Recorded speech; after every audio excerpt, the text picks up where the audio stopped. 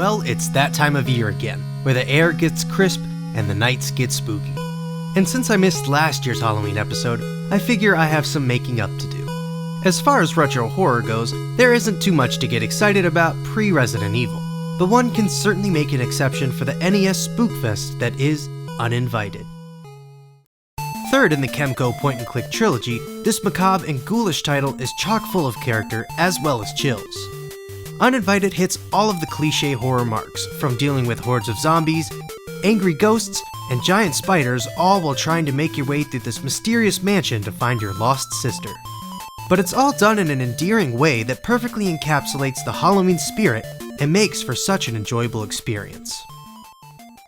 Solving the game's riddles and puzzles is a decent challenge, whether you're trying to find out how to get the key out of the couch, how to get past the demon in the magisterium, or trying to deal with the terrifying skeleton apparition in the hallway, you'll definitely be racking your brain for the right answer.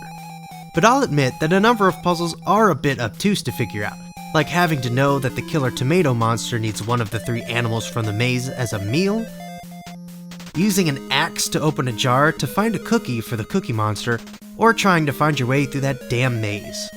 And as much as I love the game, I have to admit that its UI has aged rather poorly, and I can see how much better it would be with the keyboard and mouse.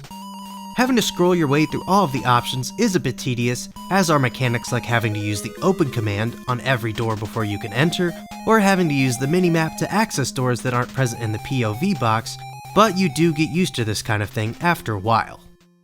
Each room you come across has its own atmosphere. Some are terrifyingly colorful and really pop, while others are horrifyingly drab with lots of grays and browns, but either way it suits the game well. Not to mention that there's plenty of spooky flourishes like the abundance of spiderwebs and unsettling decor. The music is wonderfully wicked. It perfectly sets a scene of mysteriousness and immediacy for your adventure. Whether you're coming into contact with vicious creatures, exploring rooms, or meeting a dead end, it aptly captures the mood. Despite being a horror game, Uninvited also has a humorous side, with some hilarious flavor text from time to time. Some favorites of mine being, you now have to question the reliability of your eyesight as you think you see a cute abstract creature with a key in its hand run by. Dogs? Why did it have to be dogs? And this looks like a scene straight out of a Living Dead film. If you're looking for some must-play retro horror, then look no further as Uninvited has you covered. Being a rather late release in the NES's life cycle has done the game's slowly rising price no favors, so if you want a copy for your collection, be prepared to cough up anywhere from $50 to $100. Uninvited is a must-play on a dark fall evening after everyone has gone to bed, with nothing but the flickering light of your TV to keep you company. And if the conditions are right, you might even feel something creeping up behind you. I'll see you later this month as we delve deep into the SNES for Halloween Part 2.